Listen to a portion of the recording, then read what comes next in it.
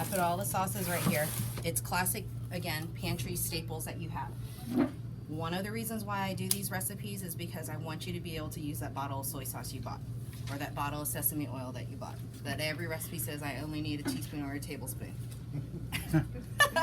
To me, I think it's hilarious, but it's like, you know, if you use it, then it becomes your ketchup, okay?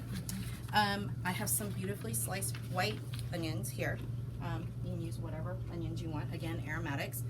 I have snake beans, also called long beans. And all you gotta do is stack them up, cut off the tips, save it for stock, or not. Will you get me one pan ready, please?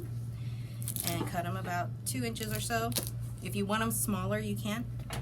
Another tip, this makes great omelets. If you want to do omelets, you cut them into little pieces.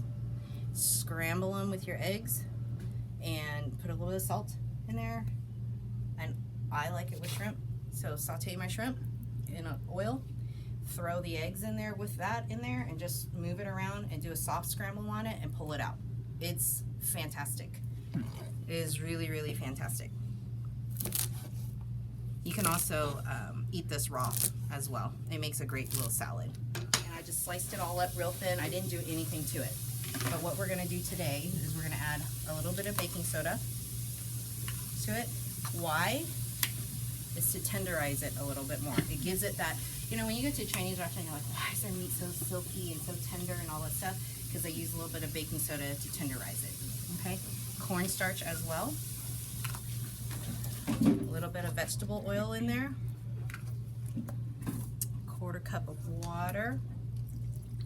So basically you're creating your own little house brine at home. So if you like to buy organic, air chilled, you know, low brine, natural chicken, you'll want to do a little bit of this so that it helps to moisturize the meat. I'm gonna mix it up real quick, and literally you can do this right before you're about ready to fry it. You don't need it to sit there for a long time just because baking soda is in there.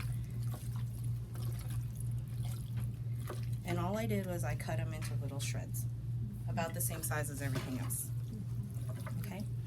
Whenever I do a stir fry, I cook the most dangerous thing first, the meat, pull it out, do the caramelization next of my vegetables, and then I add the meat back in, and then I put the sauce and the finishing oil, which is your sesame oil, because we don't fry in sesame oil. I don't care what anyone tells you, don't do that. It's a finishing oil, okay? And then that's it. You turn it off, and voila, dinner's ready.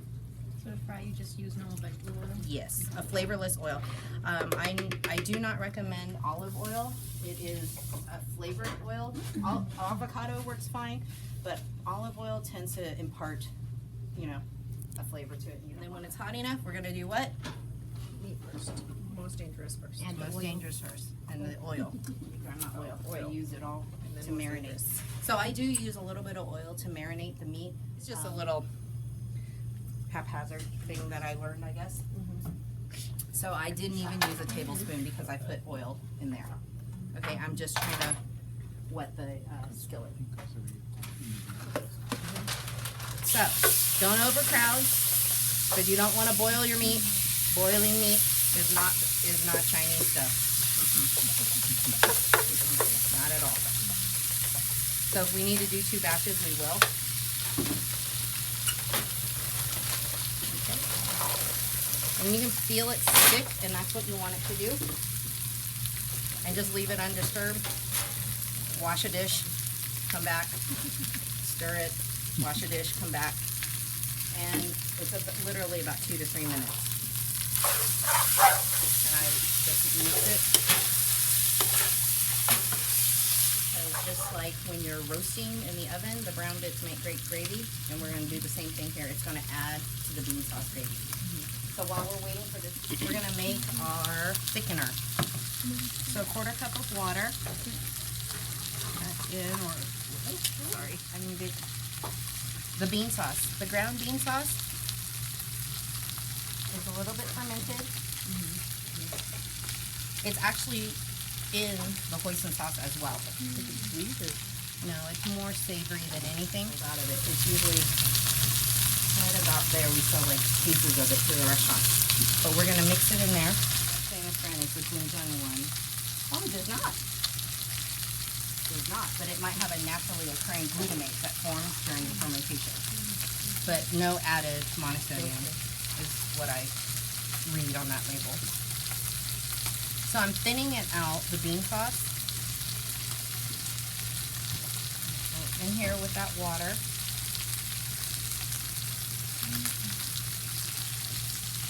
And here you can actually add the sesame oil as well, just to make a shortcut.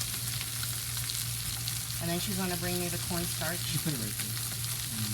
If you like a looser gravy, you just add a little bit more water to it, just adjust for seasoning. Accidentally put too much cornstarch during your stir fry, and you see it all. It's okay, don't freak out. Just add more water.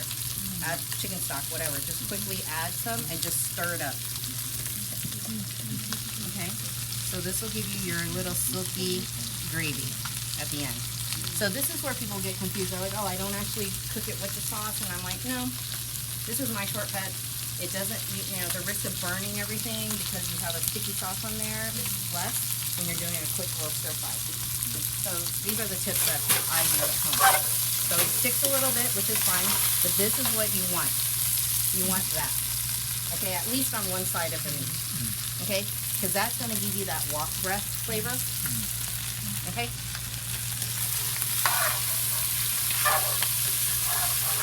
And you leave a little bit of chicken fat on your meat when you put it in here, because back in the days in China, there's no such thing as vegetable oil, right? They just harvest the fat off of the animal and they use that, and most of the time it was chicken, and they would use chicken fat to render off and then use that for stir fry. And a lot of the classic Chinese restaurants back there that are really good, they still today use chicken fat.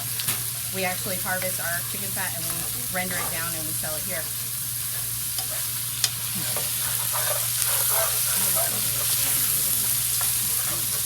It sounds, we're going to just work it in here.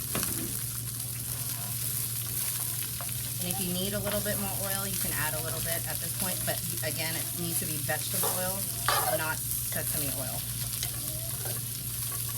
These green beans, these snake beans will get a little bit deeper in color, but not by much. So don't expect it to like turn like a shocking. So I am going to add a little bit of oil to this. And because the pan is hot, it's okay, but I add it from the edges, not through the middle.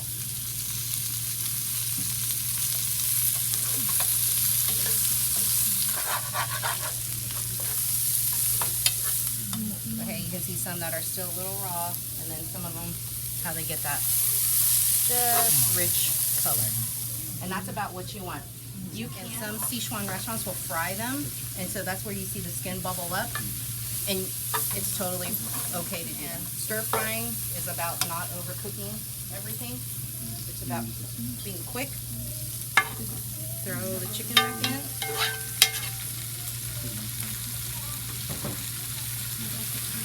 And the chicken is still kind of raw, so you gotta just move it in. But you can see how tender the meat is because it's moving the way that it is. It is because it's dark meat, but it's also because we put a little bit of that tenderizer of baking soda mixed with the cornstarch. The cornstarch mixture, because it settles. It doesn't really like water. And then I pour it, and I know I'm going to need to add more water, so I'm going to go get some more water real quick. And as soon as it bubbles up, it should start to thicken, and all I do is I do that folding action. That's why I like a basting spoon. No chopsticks for me when I cook, and just fling everything around. I use a basting spoon. And you can see it already thicken up. I shut it off. I mix it. You can smell that sesame oil coming through. That pretty brown bean sauce. That's that kind of meaty smell that you get coming through that.